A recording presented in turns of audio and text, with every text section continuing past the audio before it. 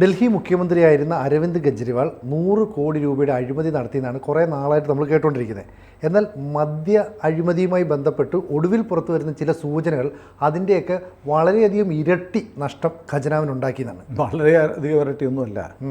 കെജ്രിവാൾ മൂലം ദില്ലി സർക്കാരിൻ്റെ ഖജനാവിനുണ്ടായ നഷ്ടം 2002.68 എന്ന് പറഞ്ഞാൽ 2002 കോടി 68 ലക്ഷം രൂപയാണ്. അതായത് 100 കോടി എന്ന് പറയുന്നതിന് സ്ഥലത്ത് യഥാർത്ഥത്തിൽ 2000. അതാണ് യഥാർത്ഥ കണക്ക്. 100 കോടി കൈക്കൂലിയായി കിട്ടിയ ഒരു തുക, അത് ഗോവ ഇലക്ഷൻ ഉപയോഗിച്ചു.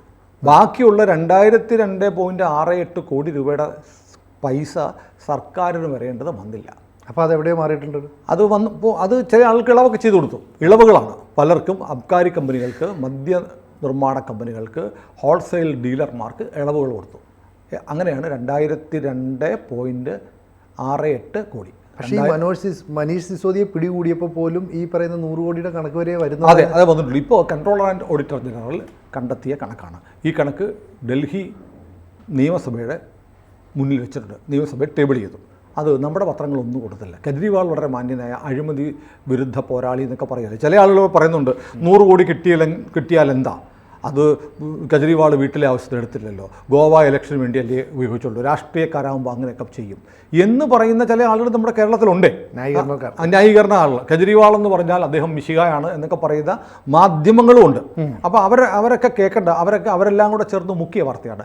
എന്താണ് കൺട്രോളർ ആൻഡ് ഓഡിറ്റർ ജനറൽ കണ്ടെത്തിയത് എന്നത് വളരെ പ്രധാനപ്പെട്ട കാര്യം. അതിന് മുമ്പായിട്ട് പറയാം, ഡൽഹിയിൽ ഈ മദ്യത്തിൻ്റെ കുത്തക വിതരണം 3 കമ്പനികൾ കൊടുത്തു. ഒന്ന് ഇൻഡോ സ്പിരിറ്റ്, മഹാദേവ് ലിക്കേഴ്സ്, ബ്രാൻഡ്കോ എന്ന് പറഞ്ഞ 3 കമ്പനികൾ കൊടുത്തു. ഈ കമ്പനികൾക്ക് കുത്തക കൊടുത്ത് അവരാണ് മദ്യം ഡൽഹിയിൽ വിതരണം ചെയ്യുന്നത്. ഇവരുണ്ടാക്കുന്നത്, ഈ 3 കമ്പനികളും വിതരണം ചെയ്യുന്നത് 192 ബ്രാൻഡുകളുണ്ട്. 192 ബ്രാൻഡുകളും ഈ 3 കമ്പനിയുടെയാണ്. അപ്പോൾ വ്യത്യസ്ത ബ്രാൻഡുകളെല്ലാം നിർമ്മിക്കുന്നത് ഇവർ തന്നെയാണ് വിൽക്കുന്നത്. അപ്പോൾ അതിൻ്റെ കുത്തക അവകാശം ആർക്ക് കിട്ടി? ഇവർക്ക് കിട്ടി. എന്നിട്ടോ ഹോൾസെയിലിലെ ലാഭം 5% എടുക്കാം എന്നായിരുന്നു വ്യവസ്ഥ. ഹോൾസെയിൽ അത് അവരെന്ത് ചെയ്തു? അവർക്ക് 12% എടുക്കാമെന്ന് തീരുമാനിച്ചു. അപ്പോൾ തന്നെ 1.5 ഇരട്ടി ലാഭമെടുക്കാം എന്ന് തീരുമാനിച്ചു. നിലവിലുള്ളതിൻ്റെ 1.5 ഇരട്ടി. അപ്പോൾ തന്നെ വലിയ കോടിക്കണക്കിന് രൂപയുടെ ഇടപാട് അവിടെ നടന്നു. ഇനി ഒരു ചെറിയൊരു ഉദാഹരണം ഞാൻ പറയാം. ഈ കൺട്രോളർ ആൻഡ് ഓഡിറ്റർ ജനറലിൻ്റെ റിപ്പോർട്ടിൽ പറയുന്നു. അതായത് സറണ്ടർ ചെയ്ത ലൈസൻസുകൾ റീടെൻഡർ ചെയ്തില്ല. അങ്ങനെ ഉണ്ടായ നഷ്ടം 1890 കോടി രൂപയാണ്. അല്ല, കാലാവധി കഴിഞ്ഞാൽ റീടെൻഡർ ചെയ്യണ്ടേ? ചെയ്യണം. ചെയ്യാതെ തന്നെ കൊടുത്തുന്നേ. ഇപ്പോൾ സിനുവിനൊരു ലൈസൻസ് ഉണ്ട്, സിനു അത് സറണ്ടർ ചെയ്തു. ഇപ്പം ഈ പറയുന്ന കലൂർ ജംഗ്ഷനിൽ ഒരു മദ്യ വിൽപ്പനശാല, റീറ്റെയിൽ ഷോപ്പ് അല്ലെങ്കിൽ ഹോൾസെയിൽ ഷോപ്പ് സിനുവിനുണ്ട്. അതിൻ്റെ ലൈസൻസ് ഉണ്ട്. ലൈസൻസിൻ്റെ കാലാവധി കഴിഞ്ഞു. കാലാവധി കഴിഞ്ഞപ്പോഴത്തേക്ക് ഞാൻ സറണ്ടർ ചെയ്യുന്നു. വേണ്ടത് നിങ്ങൾ നടത്തിക്കോന്നേ. അത് വേണ്ട. പുതിയ കച്ചവടം അവിടെ വേണം. അത് വീണ്ടും ടെൻഡർ ചെയ്യണ്ട. ടെൻഡർ വരുന്നവരെ ഞാൻ തന്നെ നടത്തിക്കോ. റീടെൻഡർ ചെയ്യുന്നില്ല. അപ്പോൾ ഫലത്തിൽ സിനുവിന് തന്നെ നടത്താം. അങ്ങനെ നടത്തിയത് വഴി 1890 കോടി രൂപയുടെ നഷ്ടമുണ്ടായി. അപ്പോൾ അതിൽ എത്ര കിട്ടിക്കാണും? ഒരു 10% കിട്ടിയാൽ 180 കോടി. 10% കമ്മീഷനെങ്കിൽ 180 കോടി അല്ലേ? ഇനി ഈ റീറ്റെയിൽ ഷോപ്സ് നോൺ കൺഫേമിംഗ് വാർഡുകളിൽ തുറക്കാത്തത് മൂലമുള്ള റവന്യൂ നഷ്ടം. അതായത് ചില സ്ഥലത്ത് കൺഫേം ചെയ്യണം, ഇവിടെ മദ്യശാല തുറക്കാം എന്ന്, തുറക്കാൻ പാടില്ല എന്ന് നിശ്ചയിക്കുന്ന ചില വാർഡുകളുണ്ട്. തുറക്കാമെന്ന് പറയുന്ന ചില വാർഡുകളുണ്ട്. ചില സ്ഥലങ്ങളിൽ ചില മദ്യശാലകൾ തുറന്നില്ല. കാരണം എന്നറിയാം, അവിടെ ഓൾറെഡി ഒരുത്തനുണ്ട്. അവന് ബുദ്ധിമുട്ടുണ്ടാകാൻ വേണ്ടിയിട്ട് പുതിയ ഷോപ്പുകൾ അനുവദിച്ചില്ല. അങ്ങനെ ഉണ്ടായ നഷ്ടം എത്രയാണെന്ന് പറയാം. അതായത് എനിക്കൊരു സ്ഥാപനമുണ്ട്, അവിടെ പുതിയൊരു ഷോപ്പ് അനുവദിച്ചു കൊടുത്തില്ല.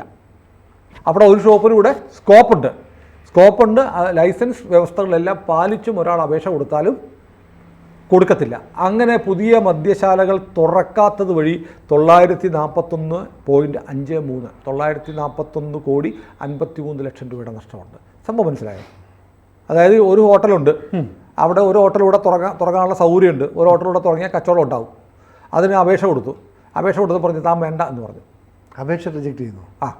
തുറക്കുന്നില്ല. അവിടെ ഞങ്ങൾ തുറക്കുന്നില്ല തീരുമാനിച്ചു. ഇല്ല, ഒരെണ്ണത്തിനേ ഉള്ളൂ എന്ന് തീരുമാനിച്ചു. അപ്പോൾ അതിനർത്ഥം എന്താ? കച്ചവടം മുഴുവൻ ആർക്ക് കിട്ടും? ഈ ഒറ്റക്കടയിൽ കിട്ടും.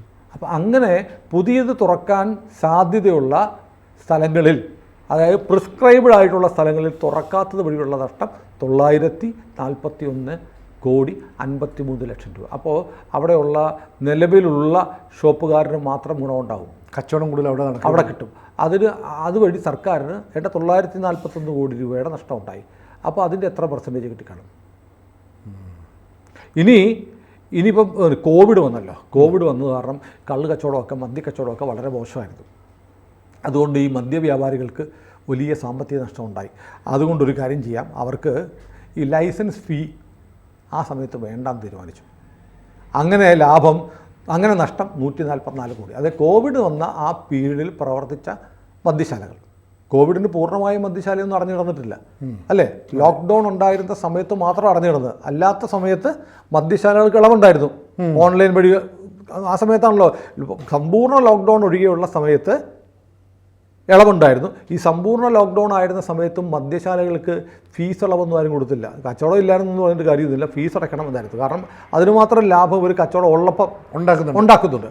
പക്ഷേ ഡൽഹിയിൽ അങ്ങ് തീരുമാനിച്ചു, കോവിഡ് അല്ലേ, പാവപ്പെട്ടവന് കച്ചവടമൊക്കെ കുറഞ്ഞു കാണും, അതുകൊണ്ട് ടാക്സ് അടയ്ക്കണ്ട എന്ന് പറഞ്ഞ് 144 കോടി രൂപയുടെ ടാക്സ് ഇളവ് കൊടുത്തു. അതിൻ്റെ ഒരു 10% കമ്മീഷൻ കിട്ടിക്കാണുമോ? ഉറപ്പല്ലേ? അപ്പോൾ ഒരു 14 കോടി രൂപ കിട്ടിക്കാണും. ഇനി ഈ സോണൽ ലൈസൻസുകൾക്ക് മതിയായ ഡെപ്പോസിറ്റ് മേടിക്കണമെന്നുണ്ട്.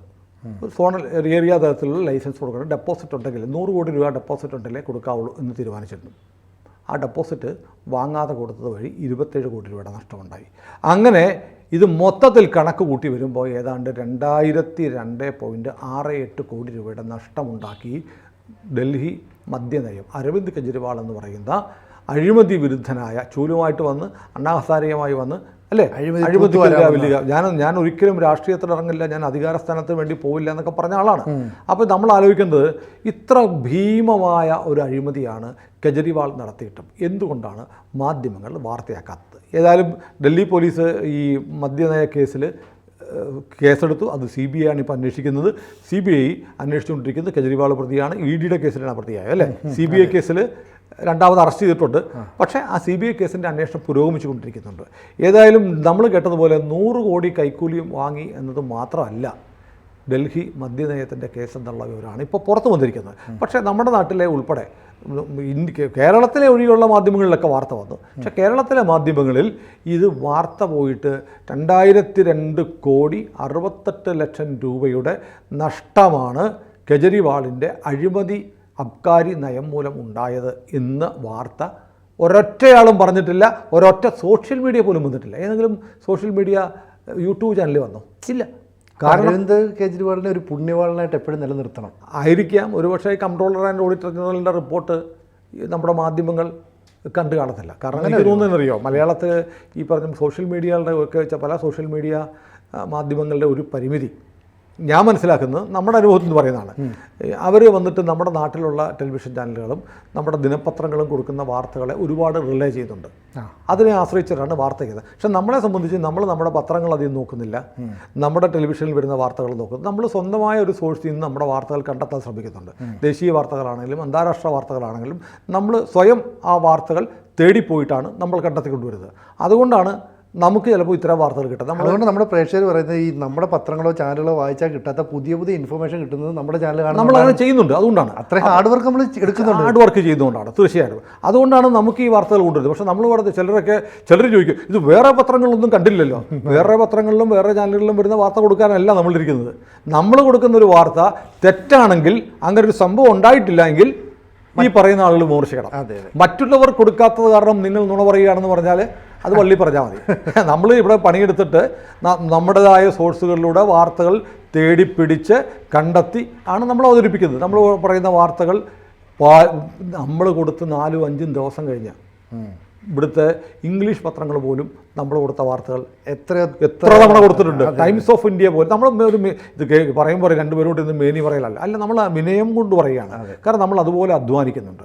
നമ്മൾ കൊടുത്ത വാർത്തകൾ 4-5 ദിവസം കഴിഞ്ഞിട്ട് ഇവിടുത്തെ മുഖ്യധാര പ്രധാന ദേശീയ പത്രങ്ങളിലും ചാനലുകളും വാർത്തയായിട്ട് വന്നിട്ടുണ്ട്. കാരണം അവർക്ക് കൊടുക്കേണ്ടി വരുന്നത് ഒടുവിൽ ABC-യിലൊക്കെ ഇത് വരുന്നില്ല എന്ന് പറഞ്ഞിട്ടാണ്. അത് നമ്മൾ വാർത്തയ്ക്കൊപ്പം ലോകത്തെമ്പാടും നടക്കുന്ന വാർത്തയ്ക്കൊപ്പം നമ്മൾ സഞ്ചരിക്കുന്നുണ്ട്.